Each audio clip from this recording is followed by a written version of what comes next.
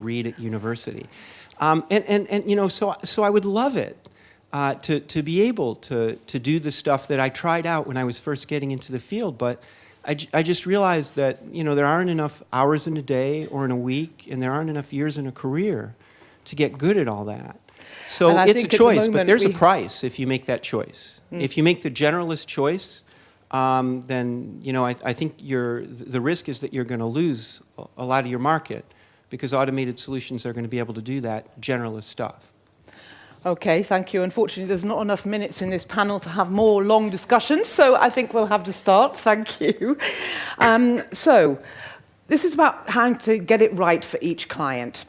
If you buy a car, you can lack technical knowledge, but you can put yourself in the driving seat, take a test drive, and know if it suits your needs. But with translation, it's not that easy. And as you probably all know, customers don't always have an insight into the translation process.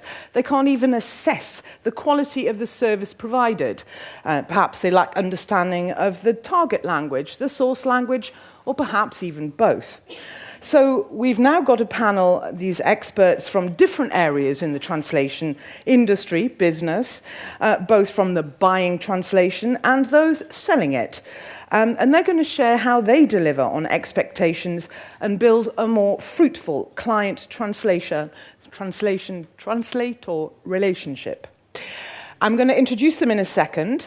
I want to do another quick Slido poll, please. Can we take off the questions and can we put on the Slido poll 2, please? Which is, and now we're getting down to some of the nitty-gritty. What is the biggest problem in the client-translator relationship?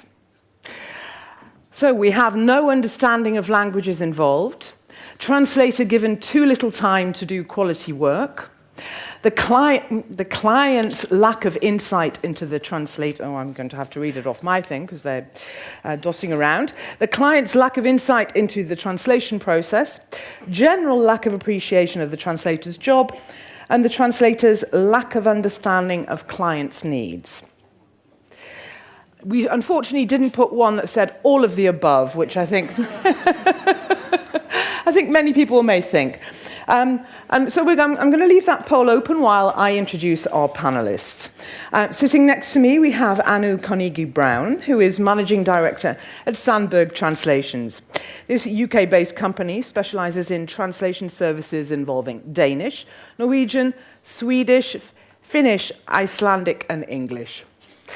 Anu nurtures links with the company's major stakeholders, though she doesn't actually work directly with clients. Rather with other translation providers instead.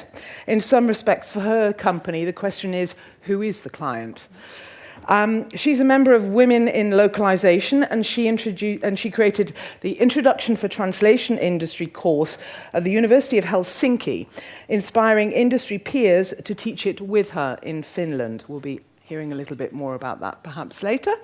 Then we have Christopher Kurz, who is Head of Translation Management at ENERCON WRD Management Support. For those of you who don't know what it is, ENERCON is the 5th largest manufacturer and seller of wind turbines worldwide. It has 40% of the German market and around 6 to 7% of the global market. Christopher has an academic background in translation and translation sciences. He worked as a translator and a project manager at SDL Trados, then moved into the sphere of quality control in translation at BMW, Deutsche Bahn, before joining ENERCON.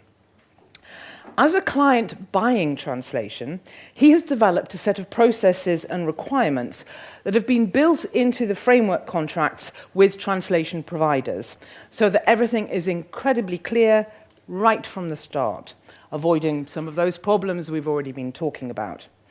And since his company needs to translate around 20 to 25 million words a year into 35 languages, you can understand why he needs those processes. Daniel Zielinski is founder and managing director of Loctimize, a leading international company working in the global language logistics. He analyzes trends, evaluates new technologies and tools, and supports international enterprises and language service providers in the selection and introduction of new technologies. So Daniel works on both sides of the language provision business with clients and translators. Since 2017, he returned to his academic work as a lecturer at the University of Mainz in the fields of general and applied linguistics and translation technology. And we've all heard from Dave JEMIELITY. One bit from his CV that we didn't hear earlier on. He's also a tenured lecturer in financial translation, multilingual communication business processes, and transcreation, which you mentioned a little bit before, at the University of Geneva. So please give all our panelists a big round of applause.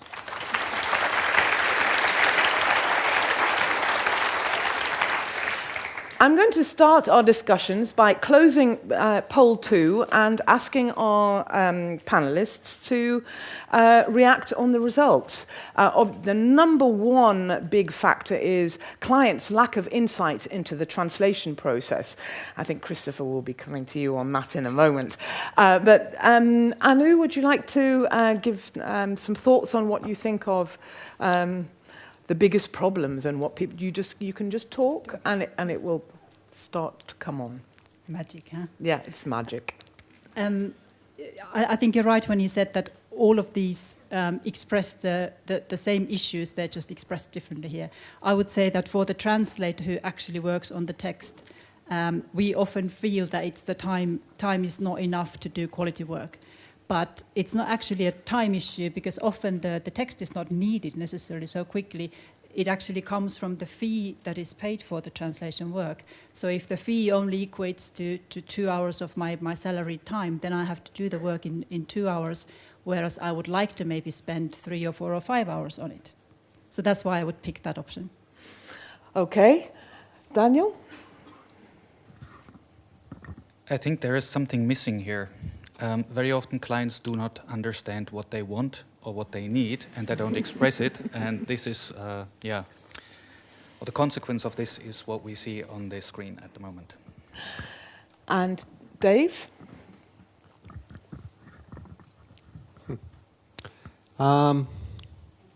Biggest problem in the relationship. I probably would have been one of the people who wanted to check all of the above. It really depends on the situation. But I mean, I do feel, and I think you guys probably picked up on that some of the problems that we perceive in the client-translation relationship spring from the fact that, maybe we haven't thought hard enough or creatively enough about, how those problems can be addressed from our side, rather than just sort of looking at them in a passive sort of way and saying, oh, yeah, my boss is an idiot, she doesn't get translation, my clients don't get stuff. I think we really do, as a profession, need to get past that. We really, really do. Christopher? I guess I would have ticked the first and the fourth. So often clients don't understand how translation really works. They just want it to be there. They think it's normal that translation is there, and they don't really appreciate it. But on the other hand, coming from a buyer's side now, if you work together with translation companies, or translation companies phone me like 2 times every week and trying to sell their translation services to me, and I put them to the test. I ask them, how do you do this? How do you do that?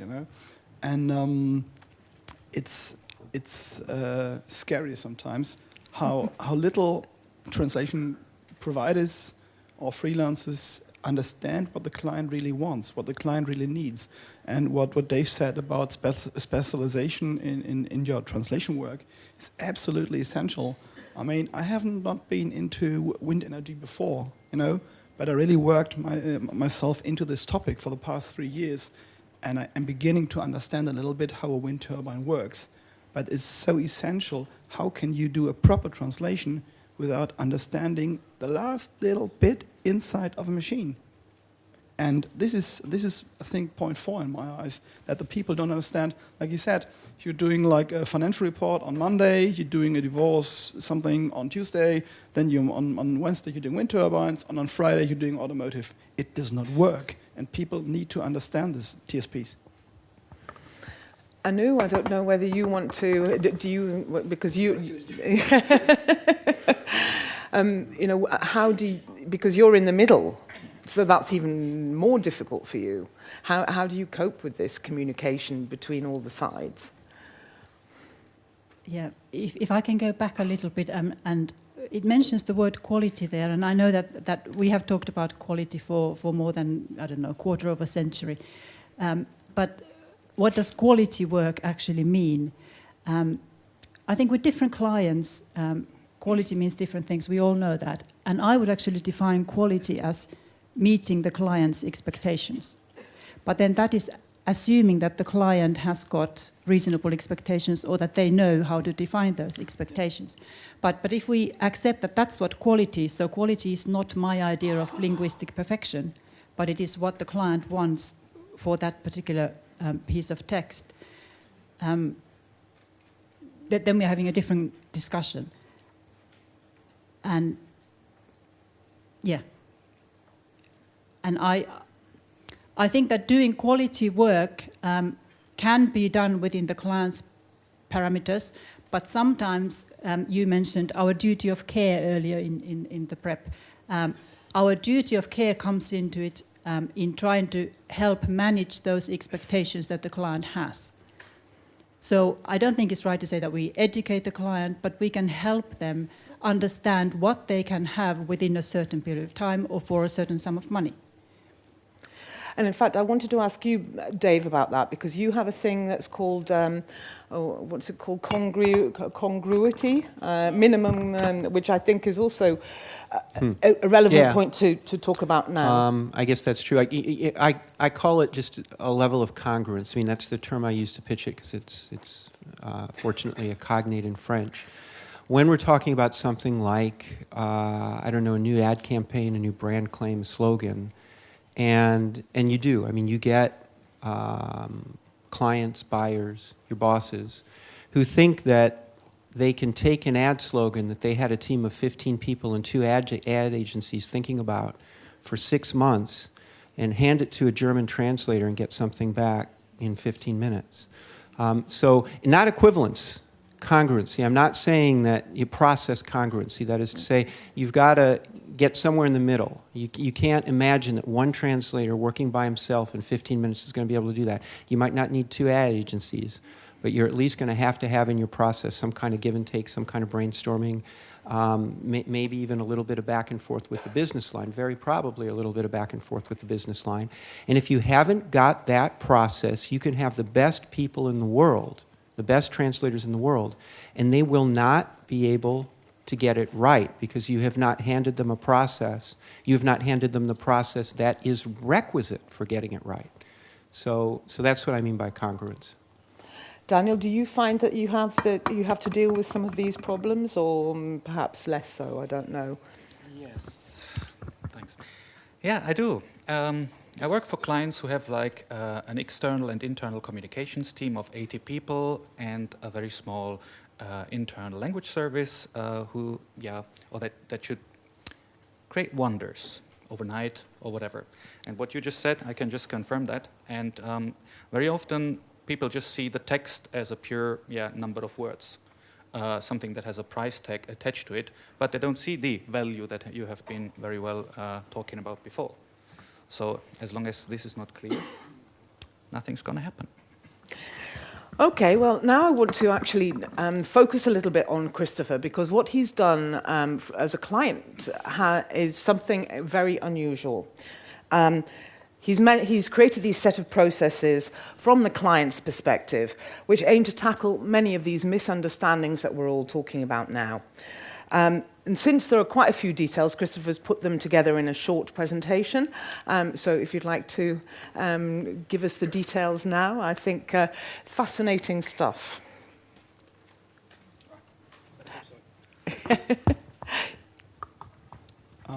Okay. Right. Yeah, starting with the next slide. Good.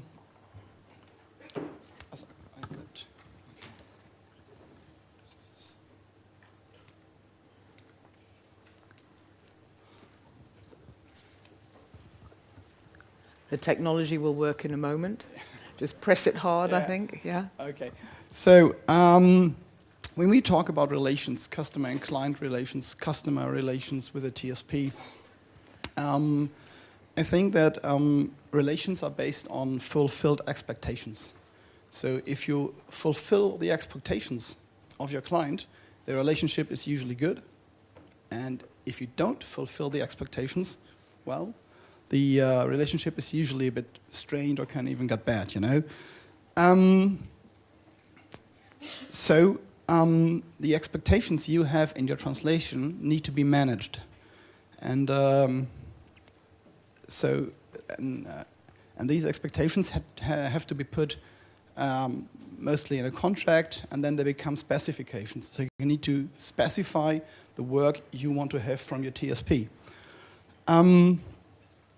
So met expectations equals a good relationship, and met expectations also equal translation quality, because this is what you want, and this is what you get, and then you're satisfied, and then you think that, then you deem the quality as high. Very important is, in my eyes, to define and communicate your expectations. You can't say, well, I want this, I want that, in a translation, and don't communicate it to the TSP. It doesn't work. You'll always be, you will not get really what you want. So communication is very important. And here, as you see in ISO 9000, requirements and specifications is absolutely the key to a good relationship, and if you communicate it. So this is my I call it the translation house, the small translation house. Just to give you an understanding of how I see it. You need to have a proper foundation, which is human resources. You need to have the bricks, tools, processes, terminology, and a proper roof, measurable translation quality dimensions. I'll come to that later. So from my experience, I have to say that all these things have to be addressed. You just can't leave one thing out or think it's not important enough. You have to address all these bricks and roof and then foundation. And you can't leave one of these things out. So coming to human resources, in my eyes, I'm just going to fix it. In my eyes, it's very important that you have a very skilled staff and a very well-trained staff. So you have to invest in your staff. You have to invest in your employees. Whether you're a TSP or whether you're a customer, a client, like we are, you have to invest in your staff. And you need to have employees that are willing to go the extra mile. You don't need slackers, you don't need lazy bones.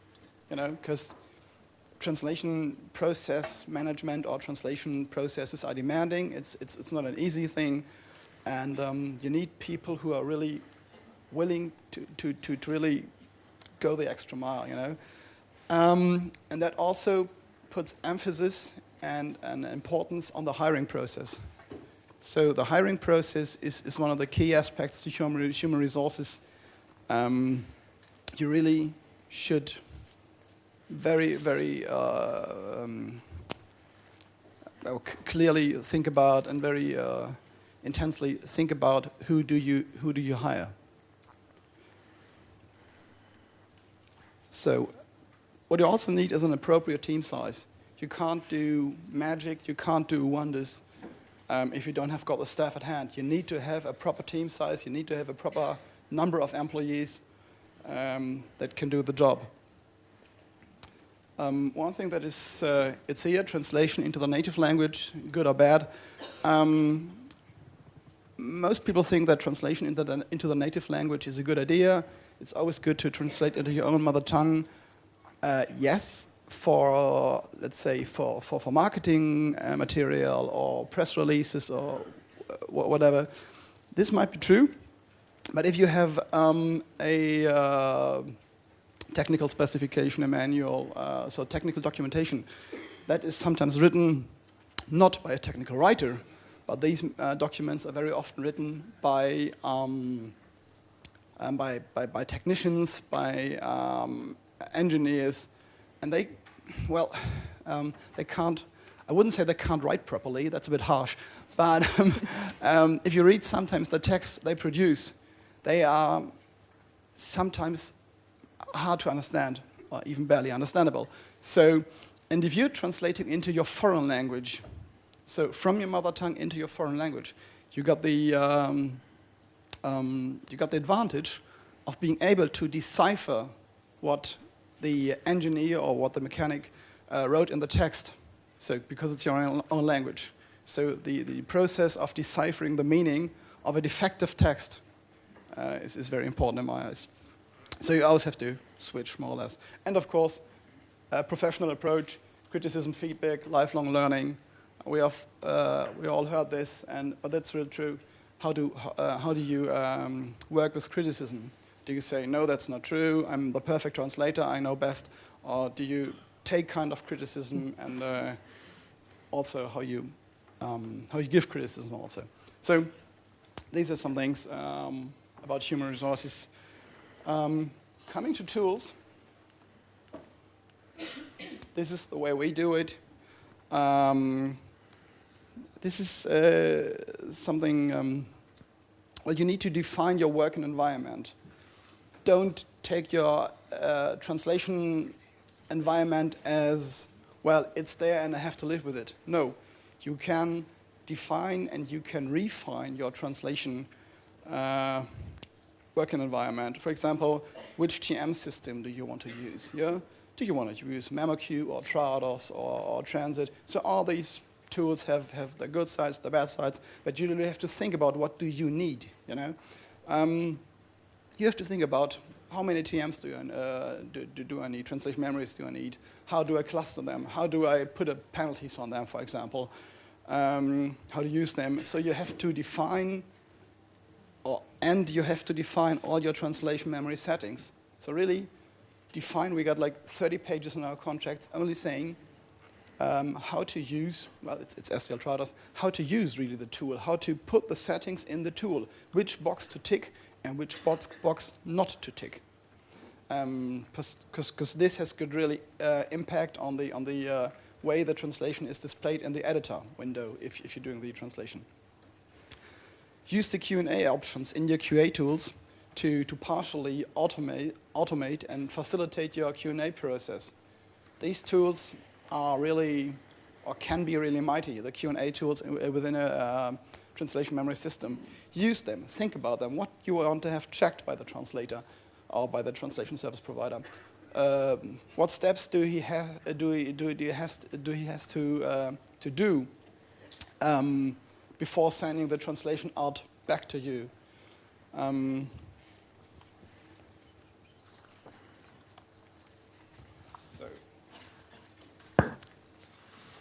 Terminology is, for us, a key aspect because terminology has got the good thing. It can easily be checked whether terminology was used or was not used. You know, when you see the we work with multi-term and we have the differentiation between preferred term, obsolete term, and you can really see. Did the translator use the preferred term or the obsolete term? So they can get a very clear picture of did he understand what I really wanted from the translation, but the TSP. So this is a very good thing because you can really see specifications met or specifications not met, and you can see it very clearly in terminology. Terminology mining. Terminology mining before the translation start. Well, depends on your process, but from my experience, the terminology mining is sometimes not feasible that you do it before the translation starts, because you're under such a time pressure. Even your internal clients or departments They can't say, well, in 2 weeks you're going to get this text for translation. No, it just comes in. The texts come in and the translation come in, and so. But what you can do is terminology mining afterwards. So this is like trust your translator. Translators know best which terms were new, which terms were really important to build up your terminology database. So trust them, and you can really do the terminology mining afterwards. It's not the perfect process, of course it's not, but it's better than have no use for terminology at all, or do no terminology mining at all. Okay. Yes, the process. The process, for me, is also one of the key aspects, but it's the frame for all the individual actions happening in a team or a department. So the process kind of sets, or the process is a means of harmonizing the chaos that is happening every day. And without proper processes, it's really difficult to get everything done with a good quality on time and so on and so forth. So you need to think about process management very much, you know. And this is kind of economics. So as a translator or translation manager, you also have to think about the economic side of translation. Defined in the contract fixed rules of cooperation, and that's not only prices, but also like turnaround times, availability times, who to call, when to call, how to escalate things, and a very important thing that also Dave mentioned is the Q&A process. Have a proper Q&A process in place. Without a proper Q&A process, it's really, really difficult because texts are often defective and very specialized. You really need to have a proper Q&A process and a query management. So the query management, because the query management consumes large amounts of time. If you have questions coming from the client, going back to the TSP, going back to the freelancer, from the freelancer back to the TSP, to the client. So that's really important. And unanswered questions, in my eyes, can lead to delays in delivery. And a translation can be as good as it is. It can be perfect, you know. If it's not there when you need it, it's worthless. It has to be on time there if people need the translation. And this is something we really have to think about. A translation is only means to a higher process or to a bigger process. Okay, gotta hurry up now. These are some things you might know as error categories. Error categories, they can create error scorecards. These categories are very useful, and you really should, if you assess translation, if you want to rate your translation, you really should go into categories. Not only like the gut feeling, good or bad. A gut feeling is in my eyes, not really a proper means to judge a translation. You have to be, coming back there. Typos, the text in red, typos can be only a minor mistake if it's like you have a manual of 500 pages, and on page 376 there's a small typo which is not changing the meaning, then it's not so important. If you have a typo which is printed onto canvas in 5 by 5 meters and put onto a house frontage, then it's a critical mistake. So, yeah. So finally, translation assessment and feedback. Objective, clearly defined, transparent, measurable criteria for assessment. You really have to, or the TSP has to understand what you criticized, why you criticized it, and how you rate it. And then the TSP really understands what you want, and then you can really work together on a very good basis, in my eyes. Feedback should always be based on facts, not on gut feelings. Use error scorecards and use KPIs to monitor the performance of a TSP over a long time. So KPIs, very, very important. So as a final conclusion, communication, collaboration, creating process guardrails, contract details, checking and monitoring is very important. So define, set, and enforce the collaboration framework, and your expectations will be met. Thank you very much. Thank you.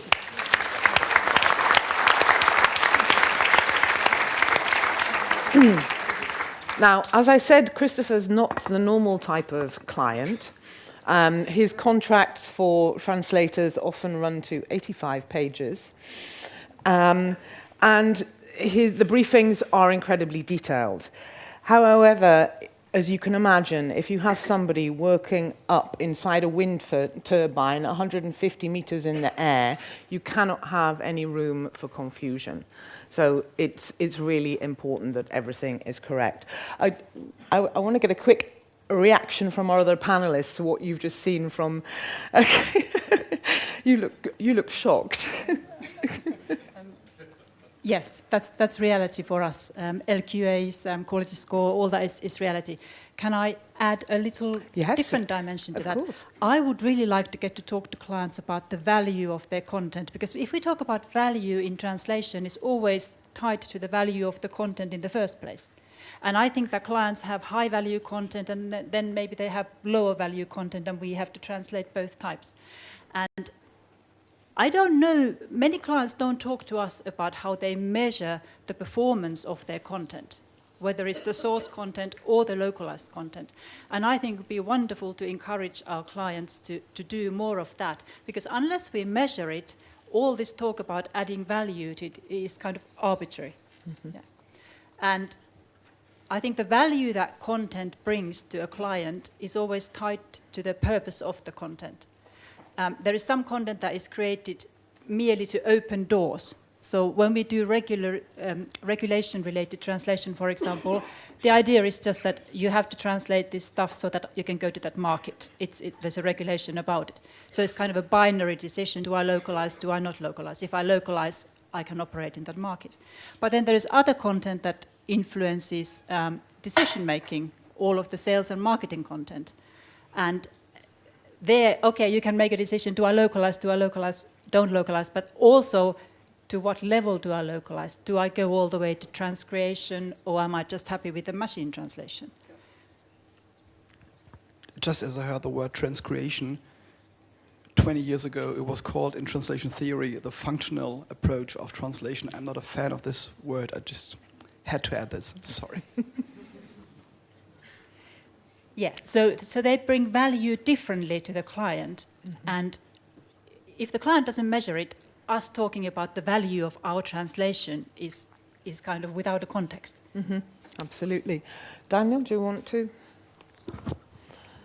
If all clients would be like Christopher, a lot of people would be out of work, like me, for example, helping people to define the requirements. And I think a lot of translation service providers, they have seen reality, they have seen things going wrong, and they might actually create added value for their customers in helping them defining a translation management strategy, processes, quality requirements, all this. And I could go on, even integrate them in their technology, because a lot of translation service providers have the technology, they could just onboard their clients, yeah?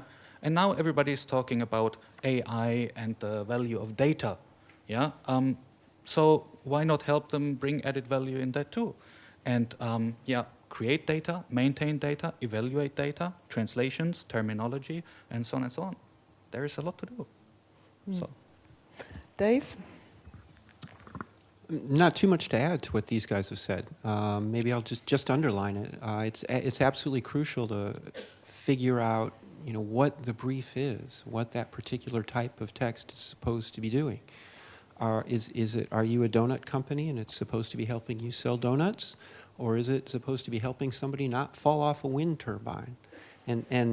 And obviously your approach varies quite radically as a function of that.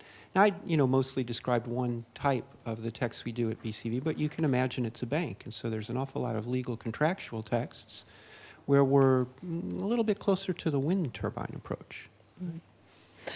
Okay, let's have a look at, can we have a look at the Slido questions, please, and see what's come up? And we'll ask maybe the top two, and then we have other activities on Slido after that. So the number one with 39 votes is the days of corporate in-house translation teams are arguably behind us. Where do today's translators gain that specialist experience? I've got a feeling that's probably aimed at you, Dave, but perhaps not only, because we're talking about specialism and experience, and how can you get that? Okay, you're going to make me answer this first. Sorry. What can I say?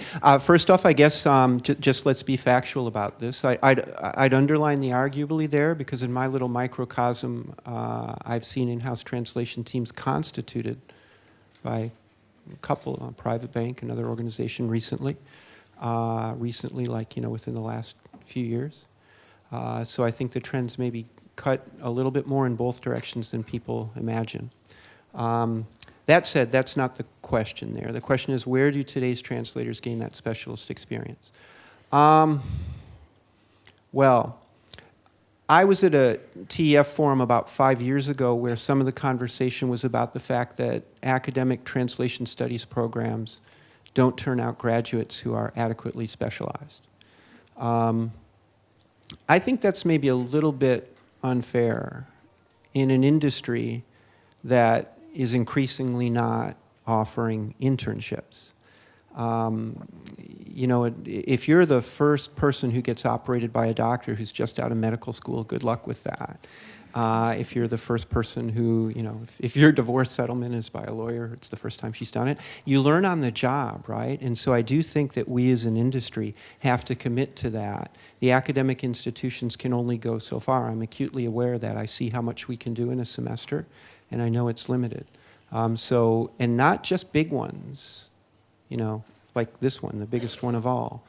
Boutique translation firms, small in-house teams, they need to give that back to the profession. And you get so much out of it. We have interns all the time, and they just blow our doors off in terms of what they show us about the language, how it's maybe evolved. I'm this guy who's been stranded in the source language zone for 25 years. That's a real risk in terms of your target language skills, right? If only for that, it's great to have the interns in there. But for a whole ton of other reasons, too. The return on investment on an intern comes back at you a lot faster than you think. So I'd make that pitch. Anu, I wanted to ask you about interns, because I know that the course that you've done, you've set up in Helsinki, has some practical aspects to it as well. Can you tell us how that works? Yeah, so it's taught by LSB representatives for free. So they have to have an incentive for going there. Why would they give up their precious time? And finding interns is actually one of their key motivators. So LSBs want to go to the students who are at the brink of graduation and see who the best ones are and who to offer their internships to. So I think academic collaboration is very beneficial to both parties in that sense. Okay, I don't know if do you have any, not really, I suppose. I mean, do you work with interns, or do you? Yes, of course. We also have interns, or try to also engage students in real life, because we don't find educated personnel for what we're doing on the market. There's few people that know about processes and technology really like in depth. Yeah, there are some people who know a little bit here and there, but the real specialists, we have a hard time finding them or paying them. That's the other thing. But I would like to add something on the first question here. Yes. About the days of corporate in-house translation teams being over. I fully agree. They are over if the internal in-house translation team doesn't add any value. So if we're just having in-house translation teams that for the past 20, 30 years have been pushing packages around or forwarding emails, and then saying, yeah, that translation looks good, I didn't get any complaint, then please get rid of them. Yes, yes, please. I also wanted to bring up CPD, so continued professional development, because that is obviously what every translator has to do, and it can be geared towards gaining specialization as well. And my big question is, who provides CPD in today's translation world?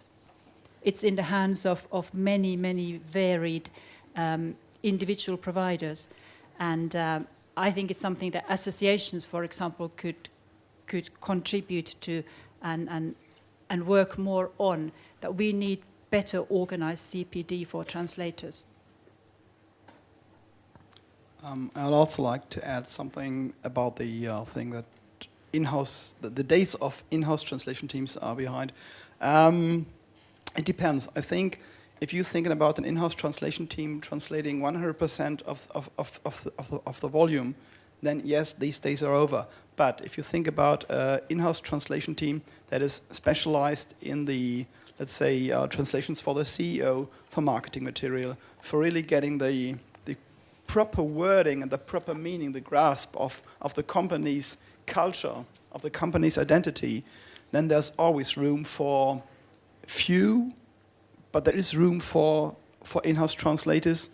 I just did a let's say job enrichment with my translators. They're also now checking now. They are doing the translation assessment based on a score sheet which we really developed. I had them flown in to Auric, my in-house translators, and we had a week-long workshop. We had trainers, and if you enrich your in-house translators, not just doing translations, but providing added value, then the days are for a small team, which is doing only a certain percentage of the whole translation volume, but then the days for in-house translators are not over. Okay, thank you. Well, I think before we take any more Slido questions, I'd like to see, since we have such a packed hall here, I'd like to see if we have any questions in from the floor. Please put up your hand. Okay, there's somebody over there. If there are any more, okay, we'll start with you. Please tell us who you are, what you do, and just a reminder to everyone that a question is usually a short sentence with a question mark at the end.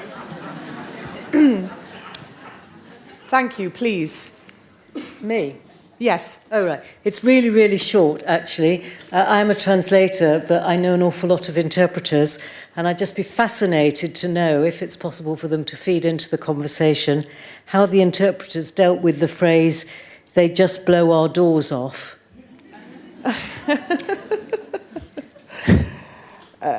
And the reason I'm asking that question is precisely because of what everybody has been saying about translation quality and the need for the source text to make sense first.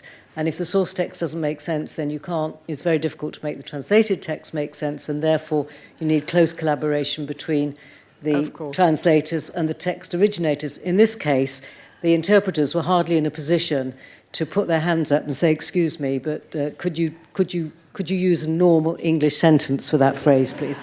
Sorry. Okay, well, I think, please forgive us, interpreters, if we are saying things that are difficult for you to interpret, and it certainly wasn't deliberate. It's the joy of being live in front of people where your brain doesn't always engage with your mouth. Any other questions? Okay, there's a gentleman here, and anyone? Actually, and there's a gentleman Aminda, if I there. may, just out of consideration for you, what I meant when I said that our interns sometimes just blow our doors off is they sometimes just amaze us. So, sorry about that, guys. Okay, all right. The gentleman here, and then there's a gentleman there. Konstantin Dranch, market researcher. So I've looked at the numbers of translators, registered translators in Europe per year, and their sales. And the numbers are growing much faster than sales, a few percentage points. So do you think we really need that many translators in the future? Because every individual translator's market is decreasing. Okay, thank you. We'll get to that in a minute. There was a gentleman here. Hello, everyone. I'm Lucio Bagnulo. I'm the head of translation of Amnesty International. And I'd like to ask David how much your team expanded over time. So how many people you had at the beginning, and how many do you have now, for example, after, the shift in the importance of translation in your company? Okay. Last one. No, it was the lady behind you, I'm afraid. Hi, I'm a student in my last year in a master's degree in translation and interpretation. And regarding the subject of specialization, I was wondering, since Dave mentioned that it's quite important, in your opinion, and I agree, do you have any suggestions, since we, as you said, usually like everything, or a lot of things, how to rationally choose a specialization field while minimizing the chances that we will regret it later? Thank you. Ooh, okay, all right, thank you. Well, we have 3 interesting questions there about translators and sales. I don't know who would like to jump in on any of these. Do we need fewer translators because there's less work for them, or there's less money going round? I think we need a lot of very well specialized and well trained translators. What you really don't need are unqualified translators. And if you really have to specialize, in a field, you really have to be a subject matter expert. So this is something you really have to understand all the nitty-gritty parts of your subject, and then these translators are needed, absolutely. If you're only translating on a level of, let's say, Google or DeepL, then yes, I don't think we need so many translators. But well-trained, well-specialized, good translators, I think they really have a future. And how can you choose the specialism, going to our final question? Well, it's difficult. I mean, I specialized when I was young. I specialized in automotive translation. I did a placement with BMW, a placement with Ferrari, work for Ferrari. So, and then you're getting into this kind of thing, but it's some kind of natural development. I know it doesn't help you, but it really is the case. You get a knack for something, you like something, and and sometimes you really just come across things and you stumble into things, you know. I have never imagined I would be an expert on wind turbine technology, but you just sometimes stumble across some things and then you're just getting into it. It's really difficult, I have to agree. Anyone out? Well, I don't know who wants to jump in next. We have 3 questions. Well, we've got a specific question for you, which we'll come to in a minute. Anu? Anu? No, I wanted to try to answer Konstantin's. I don't know that there is an answer to that one, but just trying. Even if there wasn't growing demand for full quality human translation and thus no more translators, I think there's still value in more translators being trained, even if they end up in different professions. I mean, we have an example here of a translator who ended on the buyer side, and that's valuable for us. It's valuable to have buyers who actually understand us. So we know today that a lot of translators who graduate, they don't end up actually translating. The industry already offers them a lot of other roles, but then there are plenty of work for them outside of the language industry as well. Okay, Daniel? I would like to say something about choosing the specialization. When I was studying, at one point in my career to become a translator, I had to choose a subject field. Yeah, and I thought, okay, what are the chances of getting work? And I started in economics. Hell, that was complicated. I didn't enjoy it, nothing. And after having studied like for 2 years the specialization of economics, I have felt, look, I'm a technician. And I graduated in technical translation in all sorts of crazy things, which ended up with computers and brought me what I'm doing today. Yeah, so follow a little bit what you like, what your interests are, and on the way you learn how to learn something about a new field. And that's also expertise, and then you can switch to another field if you really see, well, that's not really for me. Not every day, a Monday, Tuesday thing, but in general that works. And Dave, the question to you about how many people in your team and how it expanded.